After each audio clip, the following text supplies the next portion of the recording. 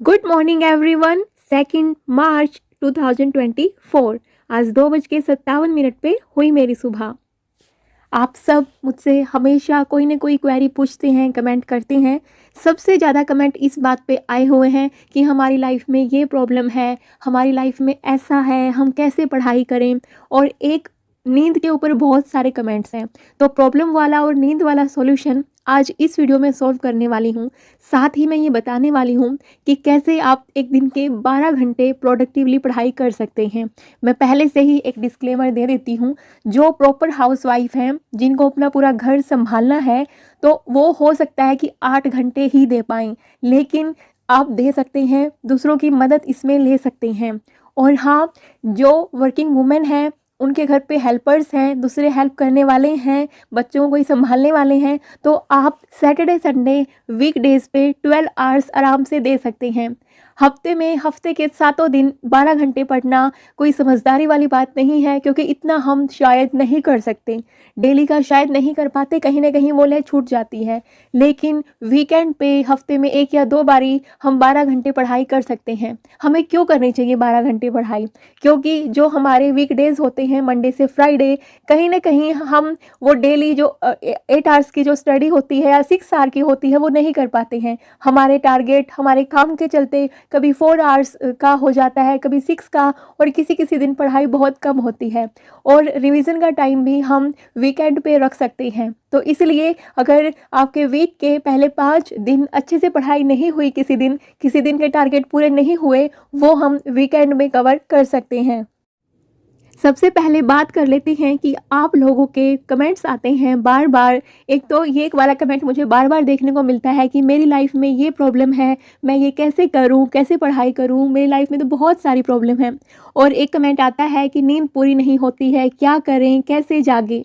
तो मैं इन दो प्रॉब्लम्स को, प्रॉब्लम वाली प्रॉब्लम और नींद वाली प्रॉब्लम को, इस वीडियो में सॉल्व करने की कोशिश करूँगी। देखिए, प्रॉब्लम है ना आपकी लाइफ में, तो झेल जाओ ना यार। You don't have second option. Problem है आपकी लाइफ में, मैं मानती हूँ, लेकिन उसको झेलना ही पड़ेगा। उसको झेल के, उसको टैकल करके आगे बढ़ना ही पड़ेगा, और कोई रास्ता नहीं है। मैं आपको अब यहाँ पे बहुत लंबा ज्ञान दे दूँ इस पर, नहीं, उससे कुछ नहीं होने वाला। एक सिंपल से शब्द में मैंने बोला है, प्रॉब्लम है तो झेल जाओ। You don't have second option. अब नींद वाली बात पे बात करते हैं। देखिए, हम ना जीवन भर प्रयास करना है हमें। हम जीवन भर विद्यार्थी हैं।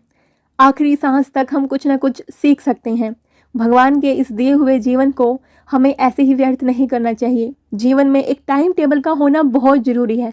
हर एज पे बच्चा जब तक 2-3 साल का है, कोई बात नहीं, उसका तो टाइम टेबल क्या होगा, क्योंकि वो अभी नेचुरली जिस टाइम से वो उठता है उस हिसाब से होता है। लेकिन जैसे ही वो विद्यार्थी जीवन में आता है, स्कूल जाने लग जाता है, तो स्कूल वाले भी एक टाइम टेबल उसका दे देते हैं कि इस टाइम स्कूल पे आना है और इस टाइम स्कूल से जाना है। तो विद्यार्थी जीवन बचपन से शुरू होता है और आखिरी सांस तक चलता है, अगर कोई सही में अपनी लाइफ में चीज़ें सीखना चाहे तो। इसलिए जीवन में एक टाइम टेबल होना चाहिए, एक लिमिट होनी चाहिए सोने की और जागने की, एक लिमिट होनी चाहिए खाने की भी। ये जो बोलते हैं ना कि 7 घंटे की पढ़ाई क्यों ज़रूरी है और 7 घंटे की नींद क्यों ज़रूरी है, देखिए, पढ़ाई आप कितनी भी कर लीजिए उतना ही कम है। जब आपका मन करे, कोई ये नहीं कि एग्ज़ाम देना है तभी पढ़ाई करनी है। आप अपनी नॉलेज के लिए, अपने खुद के डेवलपमेंट के लिए कुछ भी सीखते रह सकते हैं। लाइफ में सीखा हुआ कभी भी बेकार नहीं जाता है, कभी ना कभी वो काम ज़रूर आता है। और जो ये कहते हैं कि 7 घंटे की नींद तो होनी ही चाहिए, 8 घंटे की तो होनी ही चाहिए, जी हाँ, होनी चाहिए, लेकिन उस हिसाब से कि दिन भर आप काम क्या करते हैं। अगर आप मज़दूर हैं, अगर आप फिज़िकल हार्डवर्क करते हैं पूरा दिन, सुबह 9 से 5, तो बिल्कुल मैं कहूँगी 7-8 घंटे की नींद ज़रूरी है। लेकिन अगर आप सिंपल एक स्टूडेंट हैं और सिर्फ स्कूल जाना, स्कूल से घर आना, छोटे मोटे काम कर देना, ये आपका काम है, तो 12 घंटे की या 8 घंटे की, 7 घंटे की नींद आपको नहीं चाहिए। कई लोग तो 12 घंटे में सो जाते होंगे छुट्टी वाले दिन, जिस दिन ऑफ होता है उस दिन 12 बजे सोते होंगे, रात को सुबह 12 बजे उठते होंगे, है ना? तो क्या ज़रूरत है उस नींद की? बिल्कुल भी नहीं है। देखिए, अभी आप ज़्यादा सोने की प्रॉब्लम से परेशान हैं कि नींद आती है, क्या करें हम? बुढ़ापे में नींद ना आना आपकी प्रॉब्लम होगा? ज़िंदगी भर प्रॉब्लम में ही जीना है क्या, और वो भी नींद की प्रॉब्लम? कि पहले नींद आ रही है भैया, नींद आ रही है, हम क्या करें, यूट्यूब पे सर्च करते हैं, इधर उधर से देखते हैं कि क्या करें, हम नींद आ रही है हमें बहुत ज़्यादा। बुढ़ापे में डॉक्टरों के चक्कर काटोगे कि डॉक्टर साहब नींद नहीं आती हमें, नींद नहीं आती हमें, हम क्या करें। यार ये नींद इतना बड़ी प्रॉब्लम क्यों बना लिया आप लोगों ने। सॉल्यूशन भी ढूंढना शुरू करो ना आप। जब सॉल्यूशन ढूंढोगे तो आपको सॉल्यूशन मिल जाएंगे यार। और एक दिन में चीज़ें नहीं होती हैं। अगर आप सोचोगे आपने किसी का एक वीडियो देखा, आप एकदम मोटिवेट हो गए और कल से ही आपको उठना है, बस नहीं यार, ऐसा नहीं होता। धीरे धीरे वक्त लगता है। आपकी आदतें खराब होने में भी वक्त लगा है, आदतें सुधरने में और भी ज़्यादा वक्त लगेगा। लेकिन सॉल्यूशन खुद से ढूंढो। दूसरे आपको सॉल्यूशन देंगे तो उन पे अमल करो, ठीक है ना। उनको फॉलो भी किया करो। वीडियो लाखों देख लो, कितने ही देख लो, कोई फ़र्क नहीं पड़ने वाला जब तक खुद के एफर्ट नहीं लगा रहे हो। सिर्फ वीडियो देखने से आपका टाइम पास होगा और कुछ भी नहीं। और आपको अगर पढ़ाई करनी है 12 घंटे ना, तो एक सिंपल सा फॉर्मूला है। दिन का एक एक पल आपको ख़राब नहीं होने देना। मैं एक एक मिनट की बात नहीं कर रही, मैं एक एक पल की बात कर रही हूँ।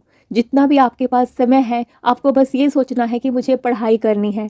जो दूसरे काम हैं वो पढ़ाई वाले ब्रेक में होंगे, तभी आपकी 12 घंटे की पढ़ाई कर सकते हैं। नहीं तो बिल्कुल नामुमकिन होगा पढ़ाई करना, और 12 घंटे तो बिल्कुल भी नहीं होगी, क्योंकि आपको फिर कुछ टाइम तो सोने में निकालना होगा, कुछ अपने डेली की दिनचर्या में। जो हाउस वाइफ है उनको फिर घर के काम भी संभालने हैं, तो उनकी 6 से 8 घंटे की पढ़ाई भी नहीं हो पाएगी। जब कोई हेल्प करने वाला होगा तब भी नहीं हो पाएगी, अगर आप अपना थोड़ा सा भी टाइम वेस्ट करोगे तो। हाँ, थोड़ा सा अपने लिए, मैं ये नहीं कहती कि बिल्कुल ही आप अपने आप को इतना बुरे हाल में ले आना है। अगर पहले आप कभी 1-2 घंटा पढ़ रहे हो तो एकदम से 12 घंटे मत पढ़ाई करना। 1 घंटे से 2 घंटे, 2 से 3, 3 से 4, और ऐसे धीरे धीरे जब भी आपको टाइम मिले। और 12 घंटे पढ़ना कोई सक्सेस की गारंटी नहीं है। सक्सेस की गारंटी है कंटिन्यूटी, कि आप डेली पढ़ाई कर रहे हैं। जिस दिन आपको आधा घंटा मिला, आप आधा घंटा पढ़ें। लेकिन जिस दिन आपको 5 घंटे मिले, 6 मिले, आप वो भी पढ़ें।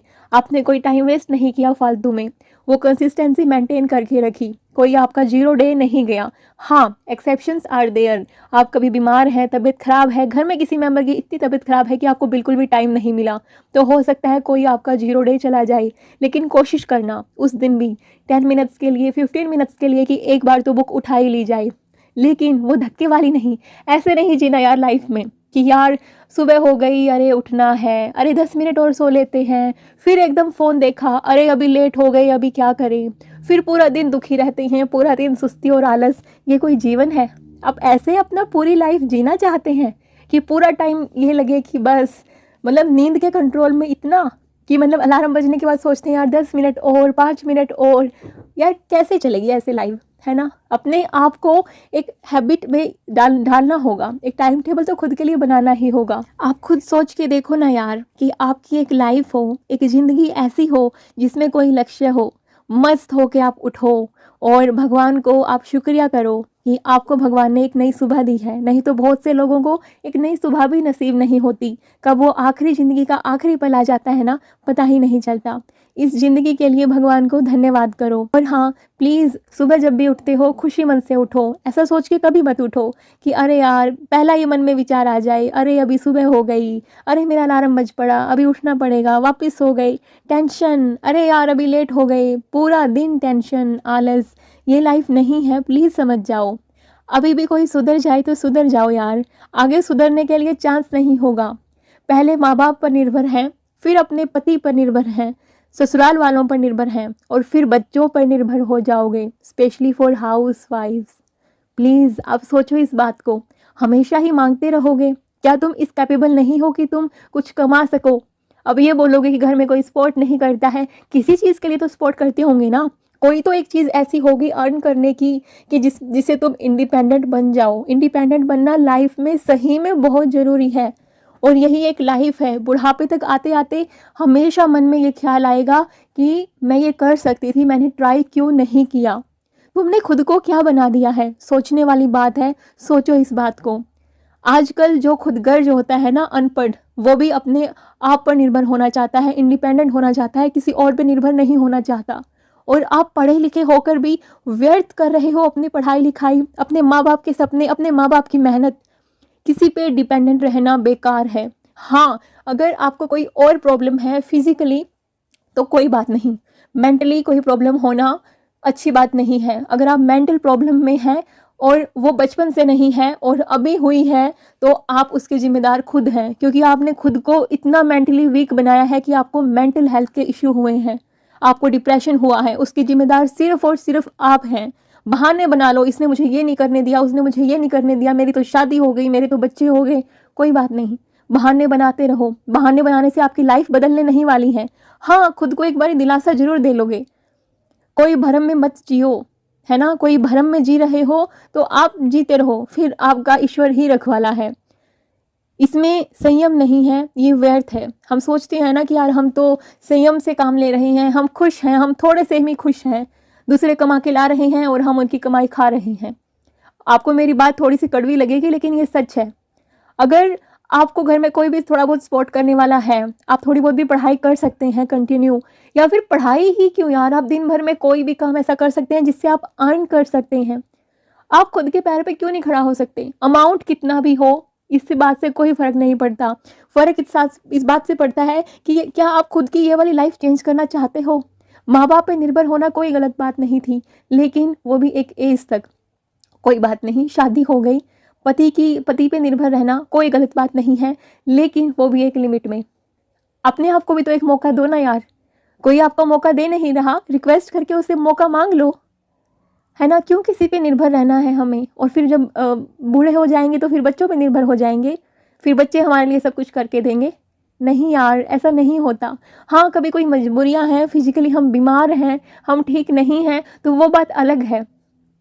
अब ये बातें समझ में नहीं आएंगी। जब अंतिम समय आएगा ना यहाँ से चले जाने का, तब पछताना पड़ेगा, क्योंकि तब ये रहेगा कि मैं लाइफ में क्या कर सकती थी, क्या मैंने खो दिया, क्या मैंने नहीं किया, और बहुत कुछ आपके मन में वो विचार चलेंगे। विचार तो अभी भी आते होंगे, लेकिन वो भ्रम है ना, एक भ्रम बना हुआ है, एक माया है चारों तरफ, जिसके जाल में फंसे हो आप, कि अपने लिए खुद कुछ नहीं कर पा रहे हो।